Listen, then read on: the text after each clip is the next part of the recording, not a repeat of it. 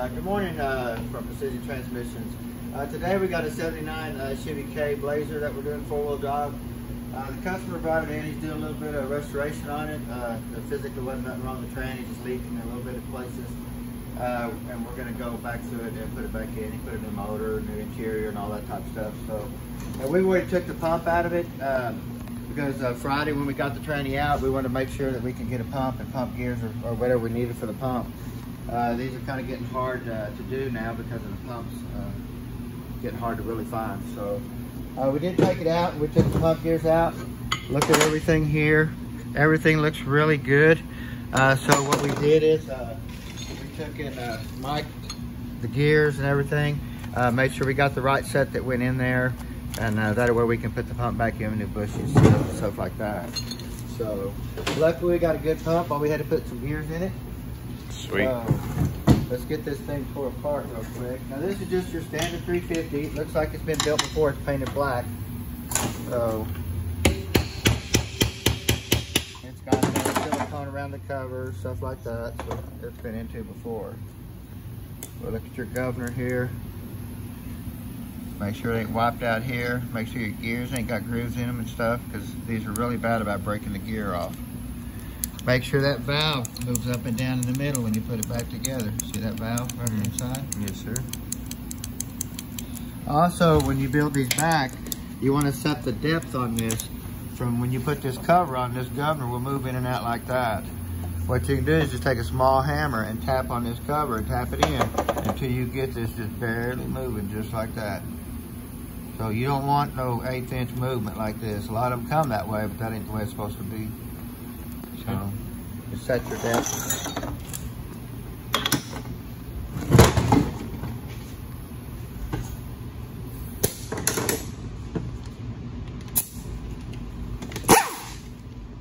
This does already have a red stripe modulator on it. You see the red stripe? This is a high pressure modulator. This is pretty much what we'd put back on here. This is the best one that we like to use right here. It's really adjustable. You can go from mild to wild with it. Mild to wild. I like that. Yeah.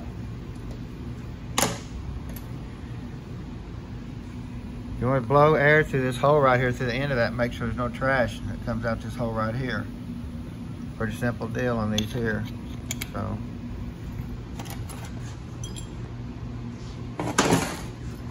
You can see right here, to get this cover off, there's a snap ring here. There's a little hole right here. A lot of times it's plugged up, you can't get something in there to get that out, but you can take a punch, take and put it in that hole, and then it just puts that snap ring out just fine. Did you see it? Like that. Now you get that cover off. You can take a screwdriver, stick it in there, kind of cock it and pull it. Now you can see they put silicone all on this. Whoever been in this before probably didn't have new gaskets or something, because they just silicone everything. Now the accumulator spring's already missing in here. There should be a spring that's about this long, about the size of my thumb, that goes in here. On all 4-wheel drives, 2-wheel drives, we usually leave them out anyway. But you want to always change these rings. Look at see if there's any scarring here and here inside on these surface areas where these sealing rings run. Now a lot of these come in here, the spring's broken in a million pieces, and it's beat this up through here. So in the case ain't any good, you really got to watch for that. So.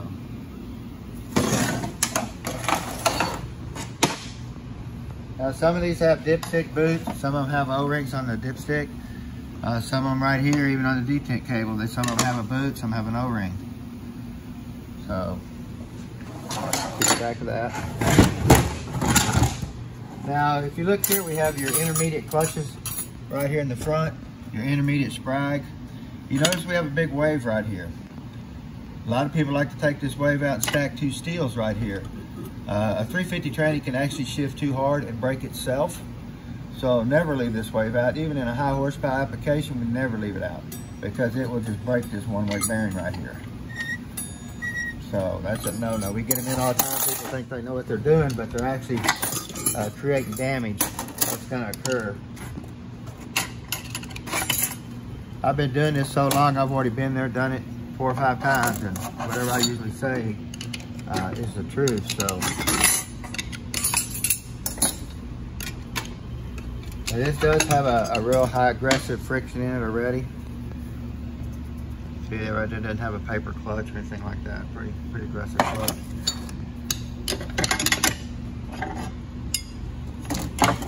So that's basically what that looks like. See, a lot of people take this out, throw it away, and put 2 steels in there. But believe me, I'm telling you, this tranny will shift so hard that you won't want it to shift. So you got to be really careful. Part this way.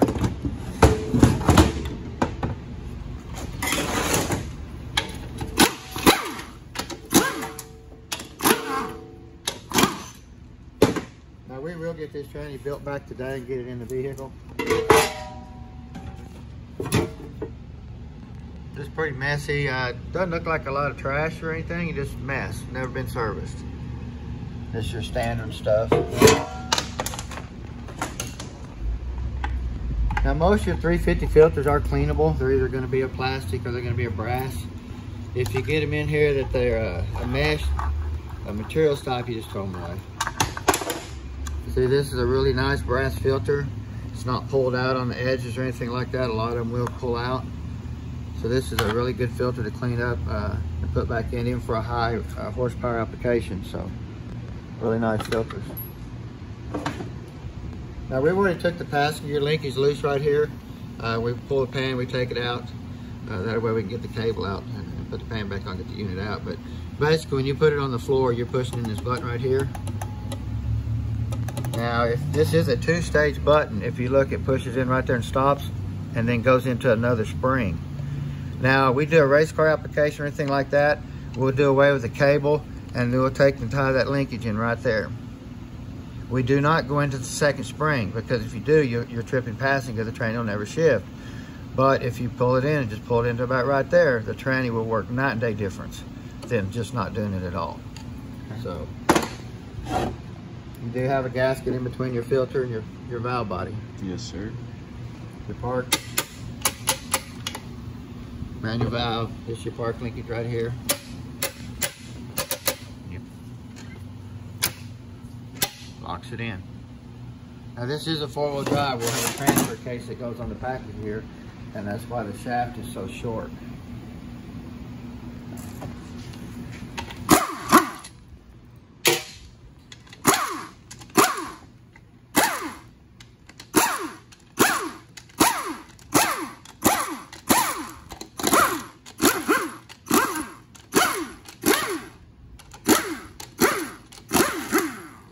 Now if you notice here too, this is your pressure regulator valve right through here, and you can look through that window and see that green spring. If you have a shift kit, it'll be a red or an orange. This is a stock green spring, and sometimes they don't have any paint on them at all, but if you got a red one or an orange one, it's a shift kit. But believe it or not, some of these trannies actually did come out with shift kits in the factory.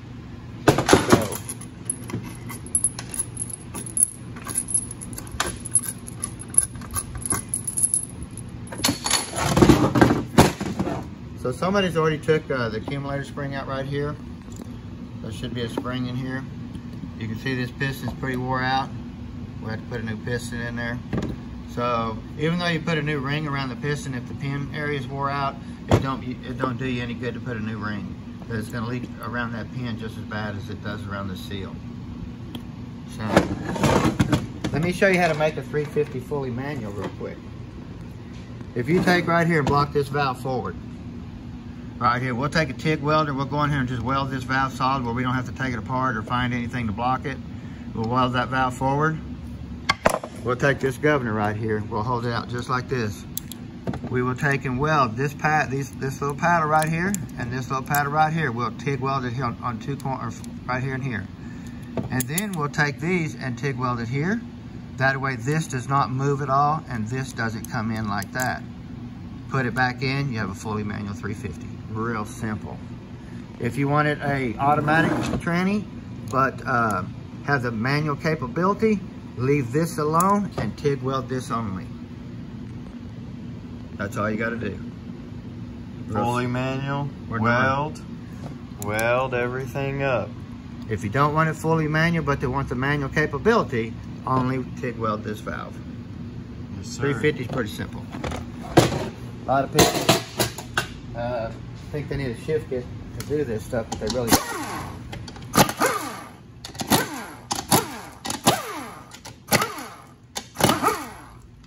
Now you can see it does have aftermarket gaskets on it and stuff like that. Now if you notice these two holes right here, these are your shift valve feed holes. We always enlarge both of these. You can do about 110, 125 thousandths, be plenty. But always drill these two holes out. If you pick the gasket up, it's kind of hard to see them. You can still see them, but if you lay the gasket on there, it does show them up a little bit better. So, now also, you're gonna notice you've got 4 check balls in this unit. You got 2 here, you got 1 here, and you got 1 here. In a racing application, leave these 2 balls out if you're gonna make it fully manual. Put these 2 back in. So, Take notes. take notes, because I'm telling you this will work. This is your engine brake band servo right here. Applies your engine brake band on the inside when you pull it down into manual second or manual low.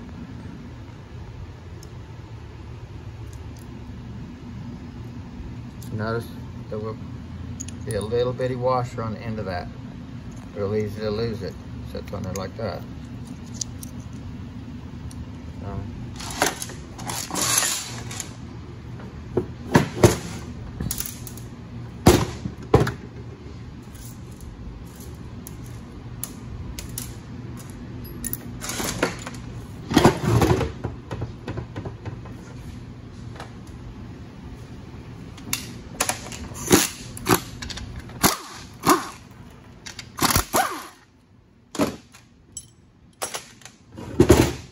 Hope y'all are enjoying your Monday morning like we are. Now here's your engine braking band we were talking about. You have an anchor inside the case, and then your servo comes in there and pushes on it like that.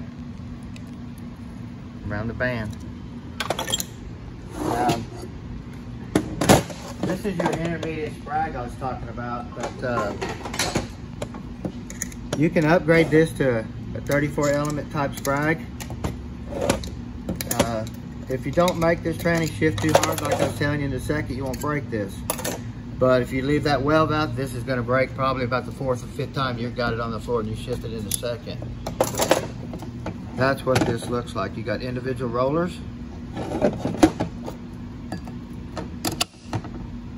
Spins free, will not turn back. Now they make a regular sprag element, or sprag, excuse me, that has 34 elements in it that doesn't have the rollers. So, and that's what you want to put. Now the drum is totally different. You can get them off the internet and stuff like that, but that's a really good upgrade. Now this is your 3rd gear clutch right here. It's called your high reverse clutch. It comes on in 3rd gear and reverse. Now when we do these, we'll come in here and shave this piston down, and then we'll put it in and add an extra clutch. We'll get 5 clutches in this drum instead of the 4 that they have now. See, and they're already starting to be burned up. So, but we always do that. This 350 is a really weak tranny in high gear, and you want to upgrade that to your 5th clutch. So, real simple deal. Take the piston down to the machine shop. Put a mic on a clutch and a steel. I'm not mistaken how much, like 145 thousandths.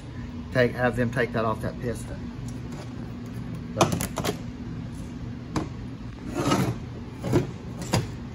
Now this is your forward clutch and input shaft here. Just look for wear through here, wear through here. This one feels really nice, so you don't see it often. Now, this is a pretty early designed drum. They got rid of the bushing that sets in here. It sits down in here, and they added this crazy sealing ring thing right here. Normally this ring isn't here, there's just a nub sticking out, and they put a bushing in here for the seal.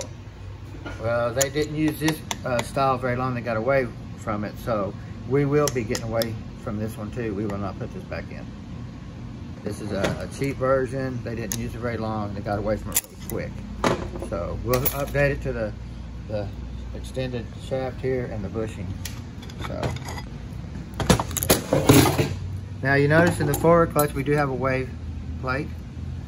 And then we have your steel and then your clutches. Now, you've already got 5 clutches in your forward. There's nothing you need to do about it. There's no reason to upgrade or anything like that. You'll never burn it up, I mean.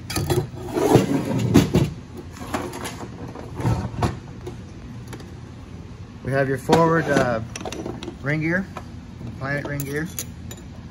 All your thrust washers that need to be replaced in this one too.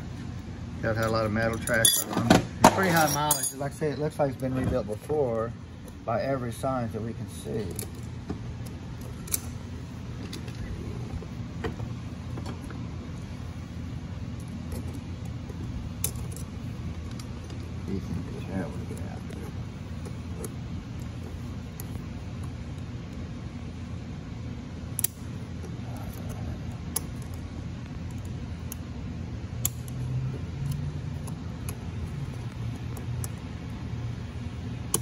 Come on.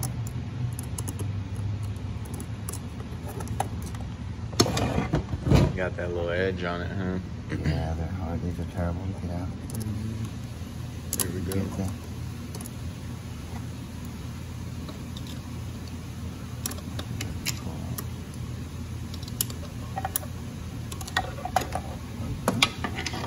I put my glasses on. I can't see it without my glasses. It's so dark in there.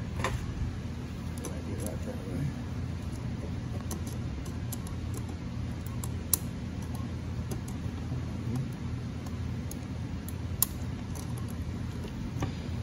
I don't want to come out onto the edge. Yeah, I think they put it in backwards actually. If these snappers, they're not, they got a way to go in and a way they don't. Yeah. But they can be a bear to get out sometimes. There we go. Dun da da da. But they do have it. A way to go in. See, this is. Yeah, and That they should have been put in backwards. like that, not like that. To make it get out easier. Look for wear, any place your bushings are gonna run. Like you can see, this has a bushing right here. It runs right here. For any type of wear, where your washers are on the ends of the gears. Any type of wobble. Anything like that. This plant looks really good. You got your sun gear shell, your sun gear. Look for any pitting and wear on the gears on both sides. Turn it over and look on both directions. Same way within here. Try to look at your gears on both directions, even if you have to take your shell off to look at it. So, they do offer these in brass. On the 4-wheel drives, we go back with brass. We'll try to get rid of most of the plastic we can. Now, if this has a small sprag assembly in it, we'll go back with the 1260E sprag, the big sprag.